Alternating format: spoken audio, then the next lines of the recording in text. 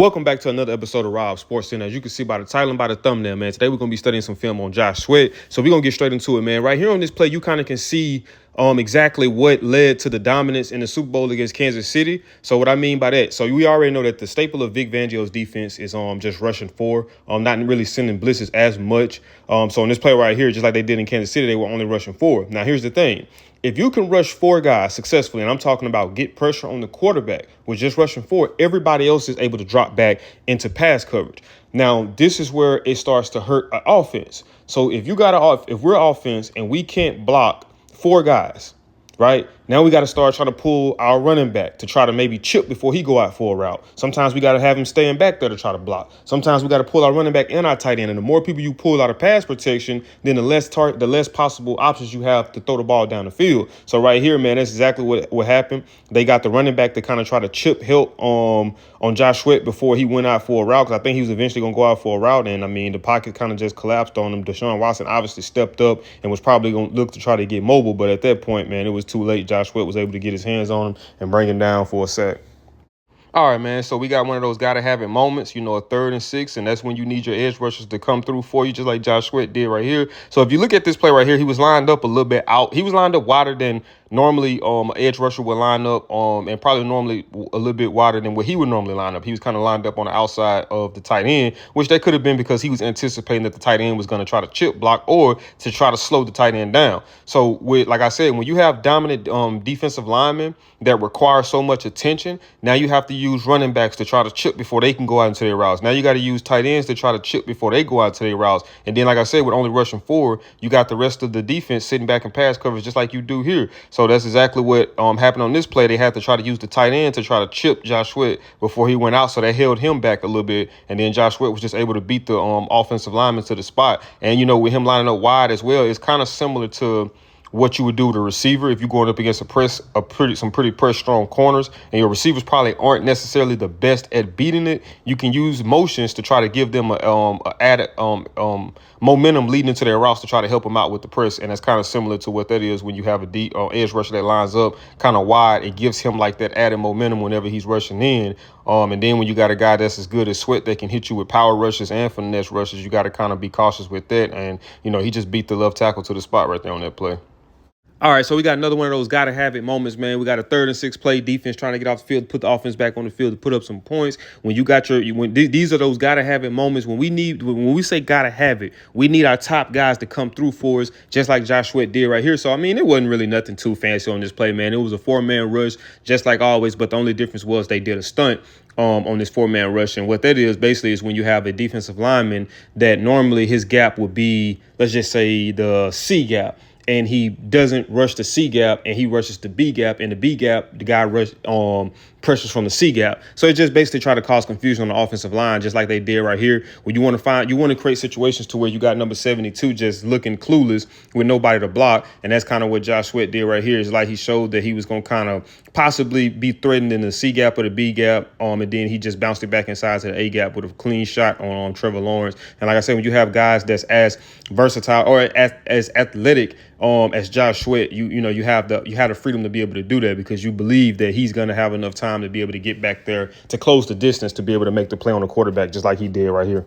So right here, we get a chance to check out his power on this play right here. You see he was lined up and like kind of in the C gap on the outside of the tackle. Normally, if it would have been a tackle, it would have been on outside of the between the tackle and the tight end, or it would have been outside the tight end. But on this situation right here, you don't have no tight end, so it would have just been outside of the left tackle. And man, he just pretty much engages with him and just power rushes him back. And then the pressure up front through the interior from Jalen Carter, made him, was making Jaden Daniels try to get out the pocket. And Josh Sweat just did a good job with effort right there. Like I said, you see the effort here, then you see the strength there first.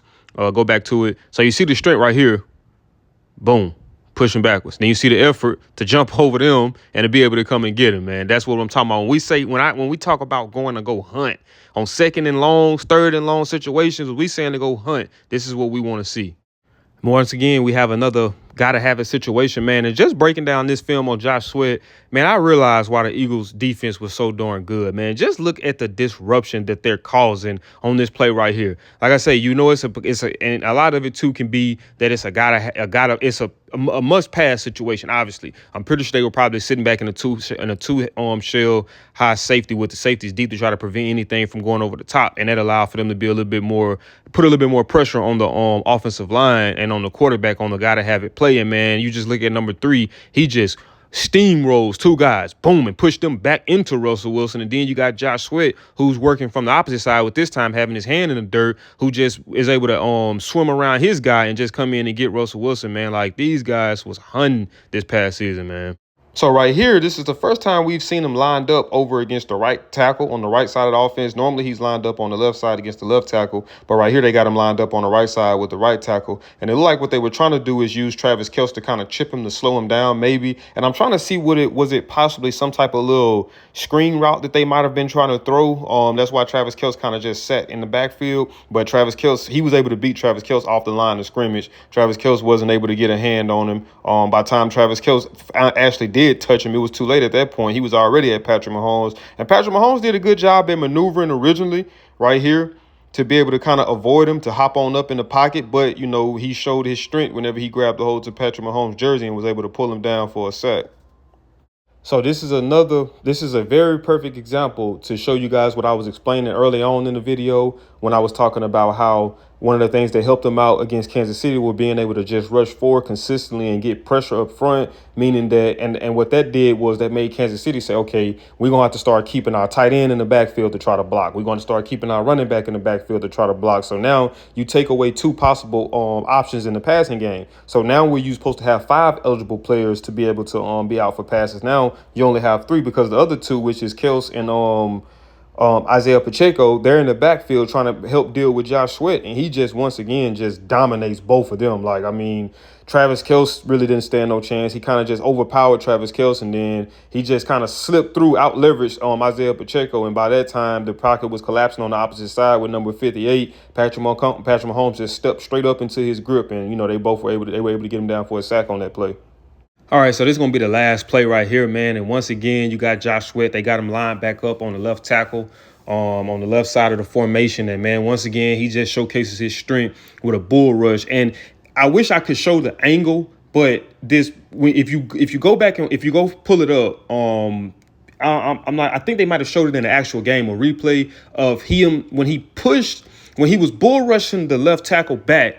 He pushed him into Patrick Mahomes, which led to Patrick Mahomes throwing that throw off, because if you would have looked at it from a different angle, like if this wasn't the broadcast version, this was the all 22 version of it, you could see that Hollywood Brown actually came open behind the linebacker, but with Sweat pushing the tackle back into Mahomes as he threw off the shot. Now, this is something I'm gonna tell you guys too, that for those who may not know. So we always talk about sacks. Obviously sacks look good on the stat sheet. Obviously sacks look good when you're seeing them happening. But one of the most underrated aspects of a defensive lineman is the pressures that they can put on, because most of the time pressures lead to bad throws, like on this one right here. So the pressure ended up collapsing and getting to him as he was throwing the ball, which led to him underthrowing it, which led to the interception. So a lot of the times, like let's say for instance, in this situation, even if it would have been a sack, it would have resulted in points by it being a safety. But let's just say if the ball would have been up at the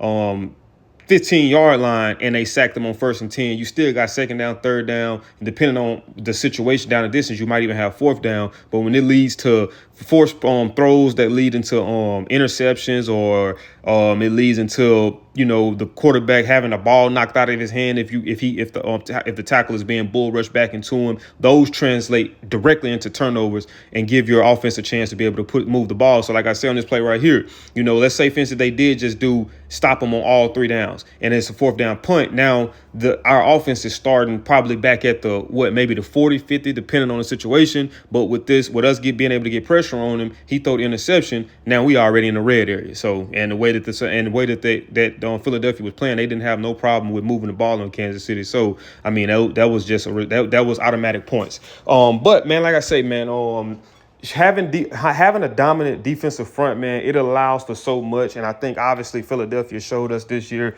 what all you can do and how you can dominate with having a pretty dominant front four, being able to rush four guys and drop everybody else back in coverage. We've seen that dominance throughout the year, but it was most definitely amplified against Kansas City in the Super Bowl, man. So I'm curious to see how Josh Sweat is going to look with the Arizona Cardinals this year, and I'm curious to see how the Eagles are going to replace him, on how they're going to move forward with his replacement coming into the new season. But man, if you guys did enjoy this video, do me a big favor, man. Smash that thumbs up button. Also, if you're new to the channel, make sure you subscribe. When you subscribe, click that notification bell where you'll be notified every time I upload. And I'll see y'all in the next video.